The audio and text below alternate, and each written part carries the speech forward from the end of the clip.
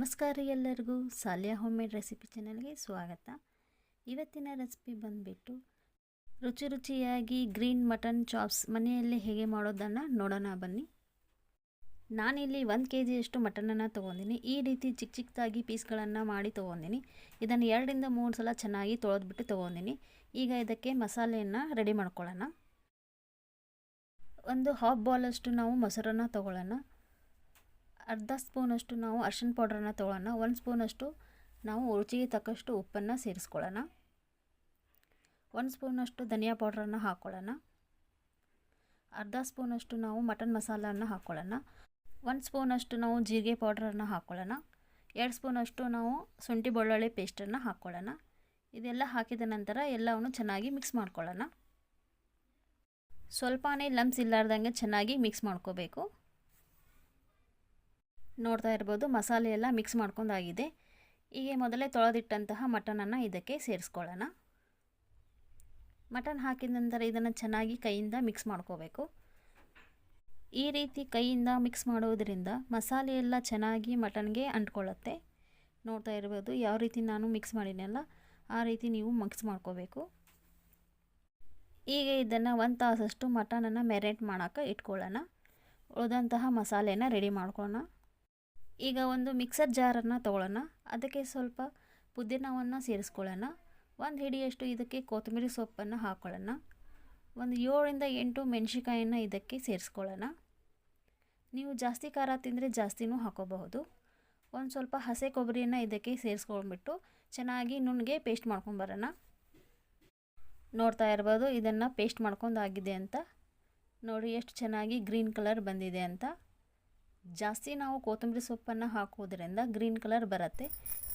ಈಗ ಗ್ಯಾಸ್ ಮೇಲೆ ಕುಕ್ಕರನ್ನು ಬಿಸಿ ಮಾಡೋಕ್ಕೆ ಇಟ್ಕೊಳ್ಳೋಣ.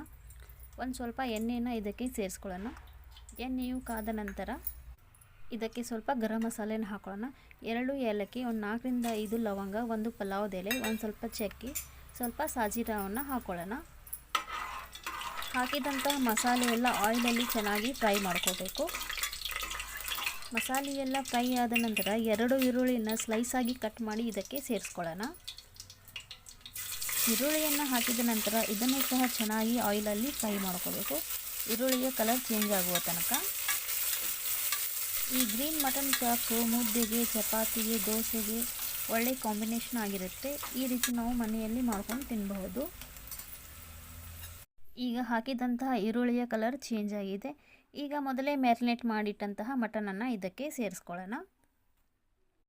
ಮಟನ್ ಹಾಕಿದ ನಂತರ ಇದನ್ನು ಮಿಕ್ಸ್ ಮಾಡ್ಕೋಬೇಕು. ಹೈ ಫ್ಲೇಮನ್ನು ಇಟ್ಬಿಟ್ಟು ಮಟನನ್ನು ಚೆನ್ನಾಗಿ ಮಿಕ್ಸ್ ಮಾಡ್ಕೋಬೇಕು. ನೋಡ್ತಾ ಇದ್ದೀರಲ್ಲ, ನಾನು ಯಾವ ರೀತಿ ಮಿಕ್ಸ್ ಮಾಡ್ತಾ ಇದ್ದೀನಲ್ಲ, ನೀವು ಸಹ ಅದೇ ರೀತಿ ಮಾಡ್ಕೋಬೋದು. ಹೈ ಫ್ಲೇಮನ್ನು ಇಟ್ಬಿಟ್ಟು ಮಟನನ್ನು ಸ್ವಲ್ಪ ಹೊತ್ತು ಕುದಿಸ್ಕೊಳ್ಳೋಣ. ಈಗ ಇದಕ್ಕೆ 1 ಗ್ಲಾಸಷ್ಟು ನೀರನ್ನು ಹಾಕ್ಕೊಳ್ಳೋಣ. ಸ್ವಲ್ಪನೇ ನೀರು ಹಾಕೋರಿ, ಯಾಕಂದರೆ ಮಟನು ಮೊದಲೇ ನೀರು ಬಿಡುತ್ತೆ. ನೀರು ಹಾಕಿದ ನಂತರ ಮತ್ತೊಮ್ಮೆ ಚೆನ್ನಾಗಿ ಮಿಕ್ಸ್ ಮಾಡ್ಕೊಂಡ್ಬಿಡೋಣ. ಕುಕ್ಕರ್ನ ಲಿಡ್ಡನ್ನು ಕ್ಲೋಸ್ ಮಾಡಿಬಿಟ್ಟು 5 ರಿಂದ 6 ವಿಸಲನ್ನು ಹಾಕ್ಕೊಳ್ಳೋಣ.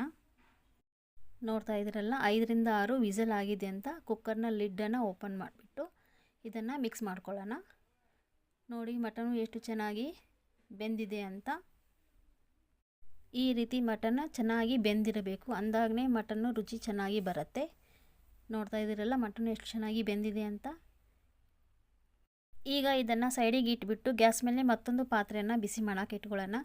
ಮೊದಲೇ ಕುದಿಸಿದಂತಹ ಮಟನನ್ನು ಇದಕ್ಕೆ ಸೇರಿಸ್ಕೊಳ್ಳೋಣ. ಮಟನನ್ನು ಹಾಕಿದ ನಂತರ ಇದನ್ನು ಸ್ವಲ್ಪ ಹೊತ್ತು ಕೈ ಆಡಿಸ್ಕೊಳ್ಳೋಣ. ಇದರಲ್ಲಿ ಇದ್ದಂತಹ ನೀರನ್ನು ಸ್ವಲ್ಪ ಕಡಿಮೆ ಆಗಬೇಕು, ಅಲ್ಲಿಯ ತನಕ ಇದನ್ನು ಚೆನ್ನಾಗಿ ಕೈ ಆಡಿಸ್ಕೋಬೇಕು. ಒಂದೇ ರೀತಿ ಮಟನನ್ನು ಮಾಡ್ಕೊಂಡು ತಿಂದು ಬೇಜಾರಾದಾಗ ಈ ರೀತಿ ಮನೆಯಲ್ಲಿ ಗ್ರೀನ್ ಮಟನ್ ಮಸಾಲವನ್ನು ಮಾಡ್ಕೊಂಡು ತಿನ್ನಬಹುದು. ಮೊದಲೇ ಗ್ರೈಂಡ್ ಮಾಡಿ ಇಟ್ಕೊಂಡಂತಹ ಗ್ರೀನ್ ಮಸಾಲೆಯನ್ನು ಇದಕ್ಕೆ ಸೇರಿಸ್ಕೊಳ್ಳೋಣ. ಮಸಾಲೆಯು ಹಾಕಿದ ನಂತರ ಕೈ ಬಿಡದಂಗೆ ಚೆನ್ನಾಗಿ ಮಿಕ್ಸ್ ಮಾಡ್ಕೋಬೇಕು. ಸೊ ಫ್ರೆಂಡ್ಸ್, ಈ ವಿಡಿಯೋ ನಿಮಗೆ ಇಷ್ಟ ಆದರೆ ಮರೆಯದೆ ಲೈಕ್ ಮಾಡಿ, ಶೇರ್ ಮಾಡಿ ಹಾಗೂ ನನ್ನ ಚಾನಲ್ಗೆ ಸಬ್ಸ್ಕ್ರೈಬ್ ಮಾಡಿ. ಏನಾದರೂ ನಿಮಗೆ ಹೇಳಬೇಕಂತ ಅನಿಸಿದರೆ ಕಮೆಂಟ್ ಮೂಲಕ ತಿಳಿಸಬಹುದು. ನೋಡ್ತಾ ಇದ್ದೀರಲ್ಲ ಫ್ರೆಂಡ್ಸ್, ಮಟನ್ ಕಲರು ಎಷ್ಟು ಚೆನ್ನಾಗಿ ಗ್ರೀನಾಗಿ ಬಂದಿದೆ ಅಂತ. ಈಗ ಇದು ರೆಡಿಯಾಗಿದೆ. ಗ್ಯಾಸ್ನ ಫ್ಲೇಮನ್ನು ಬಂದ್ ಮಾಡಿಬಿಡೋಣ. ಈಗ ಇದನ್ನು ಒಂದು ಪ್ಲೇಟ್ಗೆ ಸರ್ವ್ ಮಾಡ್ಕೊಂಡ್ಬಿಡೋಣ. ಸೊ ಫ್ರೆಂಡ್ಸ್, ಈ ವಿಡಿಯೋ ನಿಮಗೆ ಇಷ್ಟ ಆಗಿದೆ ಅಂತ ಅಂದ್ಕೊಂಡಿದ್ದೀನಿ. ಈ ವಿಡಿಯೋ ನೋಡಿದ್ದಕ್ಕೆ ಧನ್ಯವಾದಗಳು. ಮತ್ತೆ ಭೇಟಿಯಾಗೋಣ ಇನ್ನೊಂದು ರುಚಿಕರವಾದ ರೆಸಿಪಿಯೊಂದಿಗೆ. ಅಲ್ಲಿಯವರೆಗೂ ಬಾಯ್ ಫ್ರೆಂಡ್ಸ್.